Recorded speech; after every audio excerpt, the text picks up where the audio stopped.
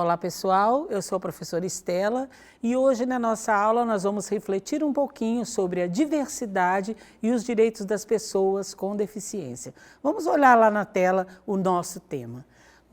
Olha só a frase que está dando título à nossa aula, as nossas diferenças nos tornam iguais. Mas como assim?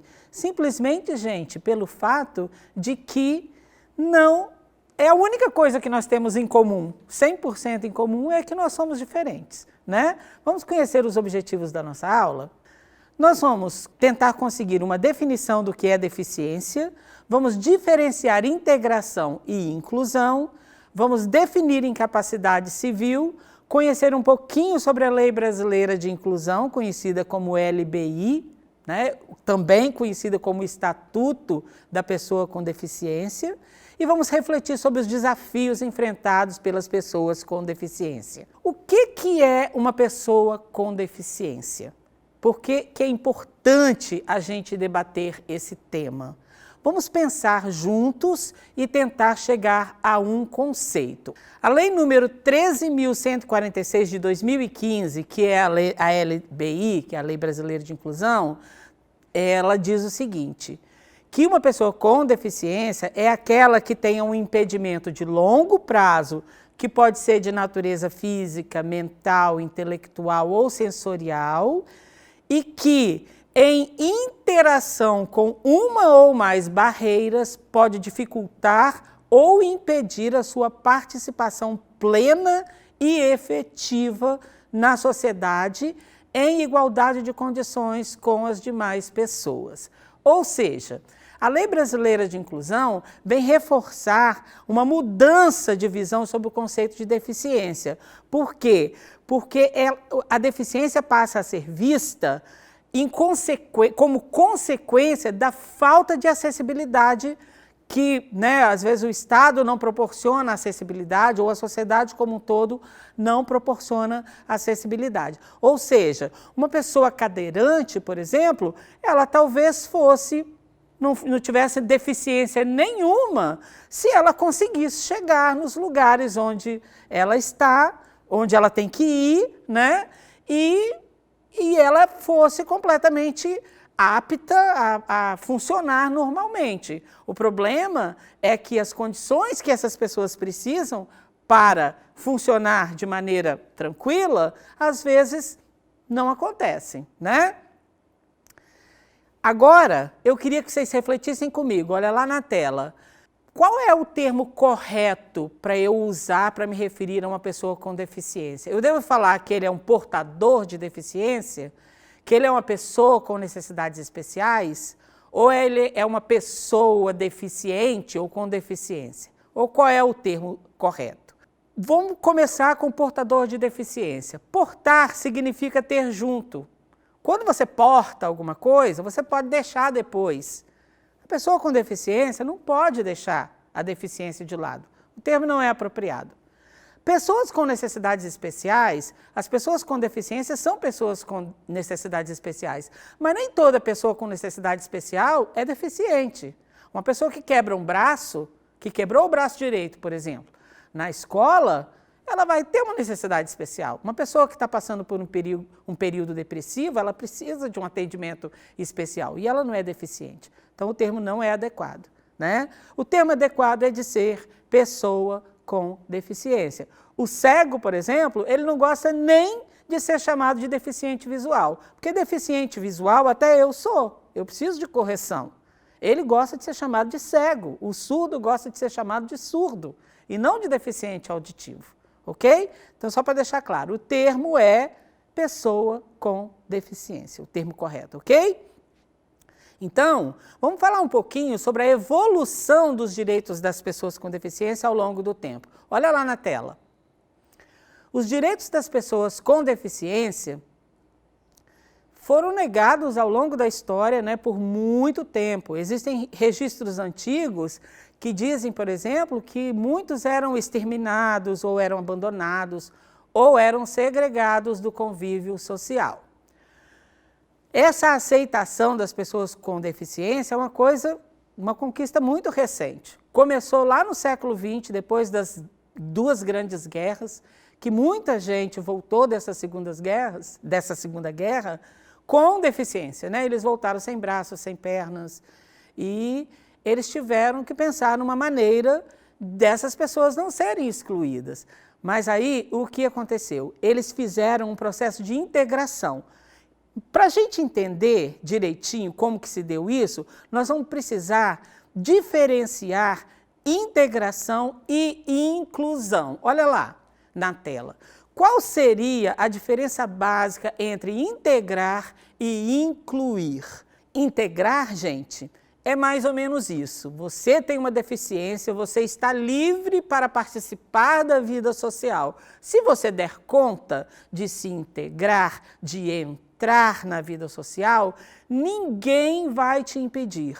Por lei, você está livre para participar. Isso é integrar. Muito bonitinho, mas o Estado não tinha nenhuma obrigação de criar as condições para que você pudesse participar da vida social. Com a inclusão, gente, que começou a acontecer só no final da década de 90, aí o Estado passa a ter uma obrigação de dar à pessoa com deficiência as condições para que ele participe com igualdade do cotidiano da sociedade. Ou seja, passa a ser responsabilidade da sociedade como um todo e do Estado garantir que essas pessoas consigam fazer esse processo, né, de se integrar igualmente no cotidiano da sociedade. Mas a gente precisa também rever alguns conceitos. O conceito de capacidade civil, porque antigamente os deficientes eram considerados incapazes civilmente. Com a Lei Brasileira de Inclusão, isso mudou, gente. Por quê? Porque eles veem a capacidade civil como a capacidade da pessoa com deficiência de cuidar da própria vida. E isso engloba a capacidade de lidar com o seu dinheiro, com o trabalho, com os seus bens, entre outras coisas. Ou seja, de acordo com a Lei Brasileira de Inclusão, a deficiência por si só não retira a capacidade civil da pessoa, tá? No caso do doente mental, que é diferente do deficiente mental, eles vão fazer uma avaliação se essa pessoa é capaz de cuidar da sua vida ou não, né? Se ele precisa ser tutelado ou curatelado, né? O que seria ser curatelado? Que é quando aquela pessoa não tem essa condição de cuidar da própria vida. Aí ela vai ter um curador, alguém que vai cuidar das coisas dela, né? Então vamos ver agora o que a lei fala sobre esses direitos das pessoas com deficiências. Olha lá na tela. No artigo 6º, a lei diz que a deficiência não afeta a plena capacidade civil e inclusive para casar-se e constituir união estável. Então, um deficiente é livre para se casar, exercer direitos sexuais e reprodutivos, ou seja, ele pode ser sexualmente ativo, ele pode ter filhos, se assim ele escolher, exercer o direito de decidir sobre o número de filhos que ele quer e ter acesso a informações adequadas, se ele não quiser ter filhos, por exemplo, ou se ele quiser planejar a família dele. Ele pode conservar a sua fertilidade, ou seja, é totalmente proibida a esterilização compulsória. Antigamente se fazia muito isso, tá, com o deficiente. Ele pode exercer direito à família e à convivência familiar e comunitária. Ele pode, inclusive, gente, exercer o direito à guarda, à tutela, à curatela, à adoção, tá? Tanto como adotante como adotado, né, ou adotando, e em igualdade de condições e de oportunidades como as demais pessoas. Então, gente, o deficiente mental, ele não pode mais ser classificado como absolutamente incapaz. Só naqueles casos mesmos que eu falei do doente mental, que às vezes ele é impossibilitado, né, de manifestar a vontade dele, a vontade válida dele, mas mesmo assim é feita toda uma análise para ver a capacidade da pessoa, né, de tomar decisões sobre a própria vida. Vamos ver agora quando que o deficiente tem direito a atendimento prioritário. Ele vai ter atendimento prioritário, por exemplo, no caso de proteção e socorro. Se tiverem 3 pessoas para ser atendidas, uma for deficiente, ela vai ser atendida primeiro. Atendimento em instituições e serviços de atendimento ao público, como banco, como qualquer serviço de atendimento ao público, ele também tem direito a atendimento prioritário. Disponibilização de profissionais e tecnologias que garantam o atendimento em igualdade de condições às demais pessoas, ele também vai ter uma prioridade em relação à pessoa que não tem deficiência. A disponibilização de pontos de parada, estações e terminais acessíveis de transporte coletivo de passageiros é um direito que a gente vê que nem sempre é atendido, né? Nem sempre eles têm acesso a isso. O acesso a informações que, no caso, por exemplo, da pessoa surda ou da pessoa cega, isso ainda deixa muito a desejar. No recebimento de restituição do imposto de renda, ele também vai receber antes, e em tramitação de processos judiciais e administrativos, quando ele for a parte interessada. O acompanhante de um deficiente físico também vai ter direito a atendimento preferencial quando ele estiver cuidando dos interesses do deficiente. Vamos falar um pouquinho sobre o direito à vida, que estão no artigo 10 ao 13 da LBI. Olha o que diz a lei, que a pessoa com deficiência é merecedora de respeito e consideração por parte do Estado e da sociedade, devendo ser garantido a ela condições mínimas de uma vida saudável e participação social. E tudo isso deve ser garantido ao longo da vida, desde a hora que ele nasce até a hora que ele parte. E cabe ao poder público, gente, e à sociedade, e assim como à família e responsáveis, né, o dever de garantir a dignidade da pessoa com deficiência. Em relação à saúde, olha lá na tela. Nenhuma pessoa com deficiência pode ser obrigada a realizar um atendimento clínico. Por exemplo, naquele caso que eu falei para vocês, que era muito comum as famílias, às vezes, fazerem esterilização contra a vontade do deficiente. Isso não pode acontecer mais, porque a lei diz que ela não pode ser tratada ou internada contra a sua vontade, que ela tem o direito de escolher o que ela acredita que é melhor para a sua vida e que não pode sofrer castigo por sua escolha. E se ela for curatelada, ou seja, aquela pessoa que não tem a capacidade de decidir, aí o máximo possível vai se tentar um consentimento dela, mas se isso não for possível, ela vai ser atendida em caso de risco de morte e de emergência. E sempre vai ser levado em consideração o interesse dela. Olha lá na tela. As pessoas com deficiência também têm direito à habilitação e reabilitação. O que é habilitação e o que é reabilitação? Gente, a habilitação é quando a pessoa, por exemplo, ela já nasceu com uma deficiência, né? E ela precisa aprender a viver com essa deficiência, porque ela não sabe, por exemplo, se locomover, né? No caso de um cego, ela não sabe usar uma bengala, então ela vai ser habilitada, né? E a reabilitação é quando a pessoa não era deficiente, né? E ela, de repente, por um acidente, ela se torna incapaz de fazer as coisas que ela já sabia fazer. Ela vai ter agora que reaprender a fazer de outra maneira, ok?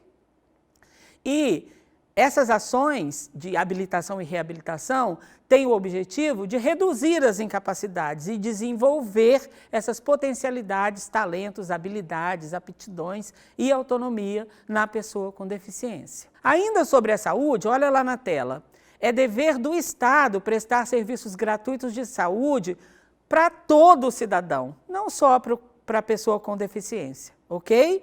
E a pessoa com deficiência tem assegurado a atenção integral à saúde, em todos os níveis de complexidade. Não importa qual nível de complexidade da deficiência, ela tem direito a atendimento por meio do SUS. Os planos de saúde também estão submetidos às mesmas regras do SUS. Então, por exemplo, um plano de saúde, ele não pode recusar um atendimento domiciliar para um deficiente. Por quê? Porque o SUS não pode negar. Se o SUS não pode negar, os planos de saúde também têm que cumprir com as mesmas regras. Eles passam pelas mesmas regras, pelos mesmos procedimentos, tá? Vamos falar agora um pouquinho sobre o direito à educação. A educação, gente, é direito de todas as pessoas, inclusive das pessoas com deficiência, em todos os níveis, tá? Tanto desde a pré-escola até a universidade, é direito dele.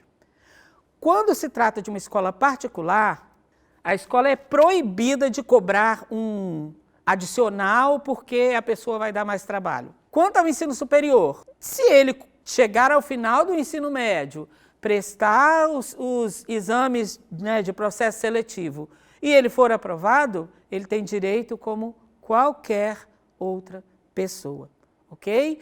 E se uma instituição, seja ela pública ou privada, de ensino, recusar uma matrícula, as pessoas podem recorrer, né? E também pode ser instaurado até um inquérito policial, porque, segundo a Lei 7.853 de 89, é crime negar atendimento escolar para pessoas com deficiência. Um comentário antes. Às vezes a gente ouve as pessoas dizendo assim, mas a pessoa é tão difícil, a gente não recebe formação para trabalhar, a gente não consegue fazer um trabalho que a gente gostaria de fazer. Então, assim, uma reflexão. Gente, às vezes a gente não vai acertar sempre, mas a gente sempre tem que procurar estudar, se atualizar, para poder prestar o melhor atendimento possível para essa pessoa e pensar numa coisinha. Talvez essa pessoa com uma deficiência extremamente severa que está lá na escola, está lá muito mais para ensinar do que para aprender, né? A gente, em contato com essas pessoas, aprende a ser gente, né? Coisas que a gente às vezes esquece. Então, é só agir com amor, fazer da melhor maneira possível, que a gente vai acertando. Entre pequenos acertos, a gente vai aprendendo a ser gente. Ok? Vamos falar agora do direito ao trabalho. A pessoa com deficiência deve ser estimulada ao trabalho autônomo, a ser empreendedor, né? Eles estimulam, por exemplo, a criação de cooperativas, de associações, para poder garantir geração de renda e trabalho para essas pessoas que têm mais dificuldade de se inserir, né? Também elas devem ter acesso a linhas de crédito quando for necessário para a realização do próprio negócio. E as empresas devem respeitar cotas mínimas na contratação de empregados com deficiência. Hoje já existe uma lei que diz que um percentual X de cada empresa deve ser, de cada empresa com mais de 100 funcionários, deve ser preenchido com pessoas deficiências. Eu não vou falar para vocês o percentual certo aqui, porque esse percentual varia de acordo com o número de empregados. Tipo, se você tem até 100 é X, mas se você tiver 1.000 empregados, esse percentual aumenta de acordo com a quantidade de funcionários que você tem. Mas isso foi um ganho para as pessoas com deficiência que foi extraordinário, né? Porque elas eram excluídas dos processos de seleção. Hoje não, qualquer concurso público, por exemplo, tem X vagas destinadas às pessoas com deficiência. E quais são, gente, os maiores desafios que essas pessoas enfrentam? Como eu falei lá atrás, ela é considerada deficiente justamente por causa desses desafios de acessibilidade, né? Como, por exemplo, a mobilidade. Elas têm dificuldade, principalmente o deficiente físico e o cego, né? De se locomover, porque a cidade não está preparada. Desafios em relação à comunicação, principalmente o surdo, porque as pessoas não falam a língua deles, né? A maior parte das pessoas. Outro desafio é a ignorância, porque as pessoas não entendem e não sabem lidar com isso. E o preconceito, né, gente? Que às vezes exclui essas pessoas. Por exemplo, é muito comum, eu não sei se eu tenho uma amiga que é cega e ela fala muito isso assim, as pessoas às vezes vão conversar comigo e elas gritam. E eu tenho que falar, gente, eu sou cega, eu não sou surda, né? Isso é ignorância. Ou então, vai segurar no braço da pessoa para levar a pessoa para atravessar a rua quando ela não quer. A gente tem que aprender a lidar com essas coisas, né? E essas leis, gente, que garantem o direito à acessibilidade das pessoas com deficiência, elas já existem. Mas ainda tem muito caminho a ser trilhado, porque a nossa sociedade, as empresas, as escolas, ainda não estão garantindo, né, 100% de acessibilidade a essas pessoas. Ainda, por exemplo, não existe muita preocupação quando as pessoas vão planejar um edifício de pensar na pessoa com deficiência. Então, eu queria que vocês refletissem junto comigo só de uma coisa. Às vezes a gente tem preconceito, às vezes a gente olha aquela pessoa diferente como estranha, mas pensa junto comigo, que garantia nós temos, por exemplo, de que nós não vamos ter um filho com deficiência, um neto com deficiência, ou que nós mesmos, que hoje estamos saudáveis, amanhã não possamos nos tornar uma pessoa com todos esses desafios a viver. Então, nós vamos terminando hoje com essa reflexão e eu vou sugerir a vocês um filme. Assistam ao filme Meu Nome é Rádio. É um filme antigo, mas um filme muito sensível, muito bonito. Tem vários filmes a respeito desse tema, mas esse é um que eu acho que vale a pena. Então a gente fica por aqui. Um grande abraço para vocês e até uma próxima oportunidade.